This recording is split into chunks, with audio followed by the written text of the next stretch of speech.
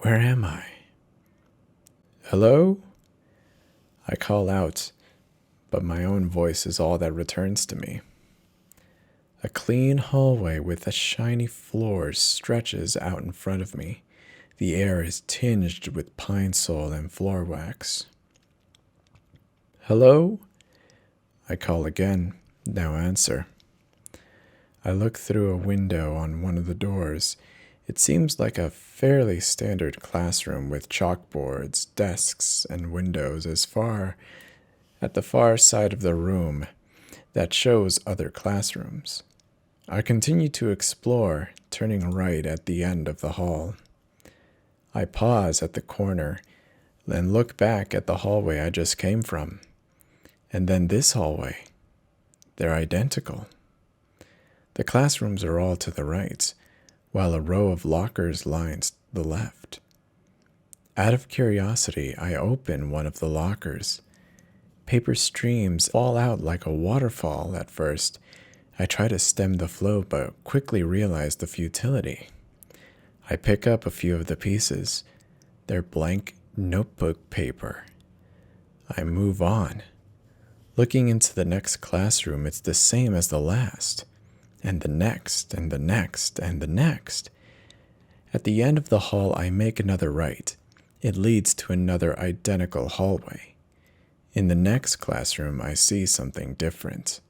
I walk in and pick up the paper that's sitting on the student's desk. It reads, "Final exam in 500 words or more. Describe how your life would be different if you were given a second chance." My God, I remember. The enormity of these words hit me like a truck. I fall into the chair, my shaking knees refusing to hold me up. I stare at the paper for a while when I notice an old clock sitting on the teacher's desk. It's set to 4 o'clock, but something about it's strange. The second hand is ticking backwards. This is impossible. I run to the end of the hall. Another right. I continue to run. Hall, right. Hall, right. Hall, right. It's never ending. There's no way out. "This isn't funny," I scream. "Let me out of here. Computer, end program. Whatever I needed to say or do, just get me the hell out of here." The only sound that returns is the echo of my voice. Despair smothers me. It drags me kicking and screaming to the bottom of the ocean, where I meet acceptance. I really am dead. This isn't a dream. This isn't a joke. This isn't the Matrix. I crumple into the chair, staring at the piece of paper as it stares right back. So this is it, my eternity, decided by a single essay question. I glance up at the clock, but it no longer reads 4 o'clock. Now it's 3:47. Countdown. I don't want to know what happens when it gets to 0. I look through the desk, but nothing's there to write with. No pen, no pencil, not even a crayon. I look in the next desk, nothing, and the next, and the next, and the next. I search the whole room and find nothing. The teacher's desk is locked, so I moved on to another room. It's disturbingly exactly the same as the right down to the spot where I left the paper sitting on the desk. The next 3 rooms are the same. I focus on the teacher's desk, pulling and prying for all that I'm worth to force the middle drawer open. In desperation, I take a student's desk and smash it on top of the other. Over and over, I bash it with all my strength. Finally, the top splinters just a bit. I redoubled my efforts, and I'm rewarded with a large sliver of wood jammed into my arm. I scream out in pain, but my reward is a smashed lock. I slowly pull open the drawer. Empty. I open the side drawers. Empty. Damn it. I run into the hallway and start opening lockers, throwing paper through the hall. Every room I search is empty. Every locker is filled with paper.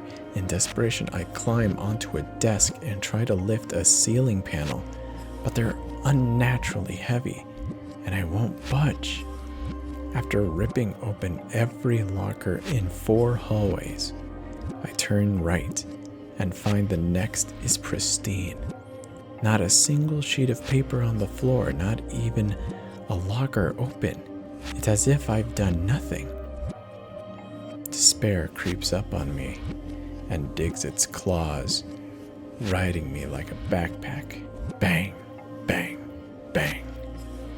I bash my head against the locker, finally collapsing on the floor.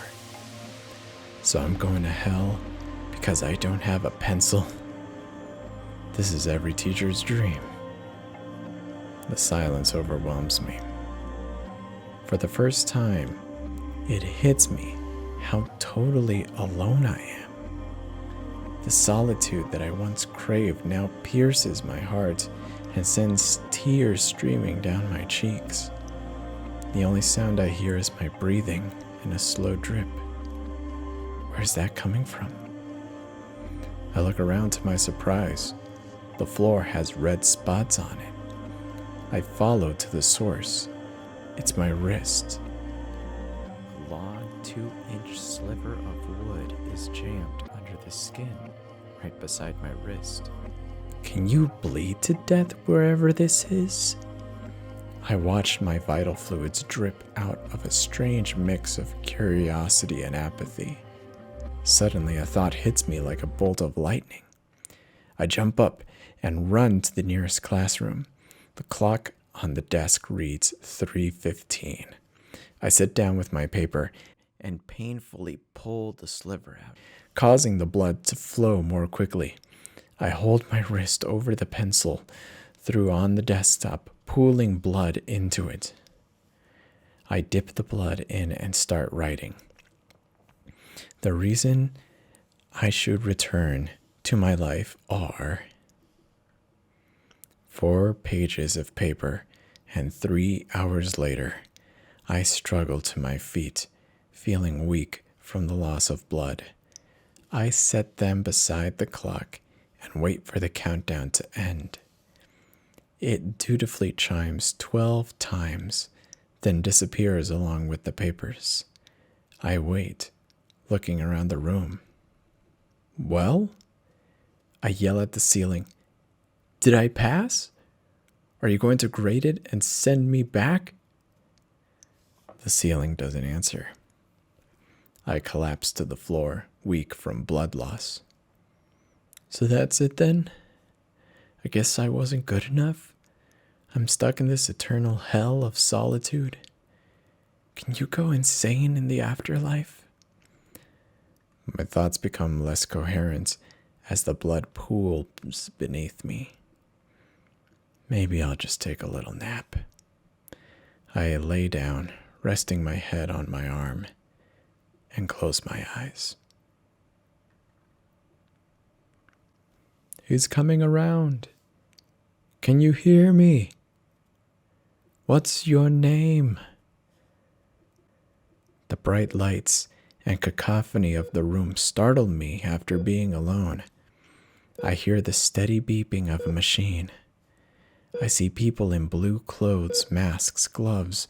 One of them stands over me holding 2 electroshock paddles. I think he's out of the woods, he says. I take in my surroundings, remember the accident I was in, and consider myself lucky.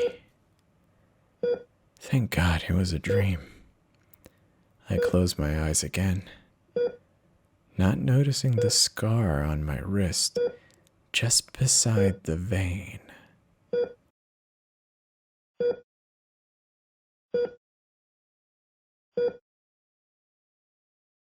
That was I Have to Take a Test to Decide If I Live or Die. Written by horror writer 17 at subreddit No Sleep. Thank you very much.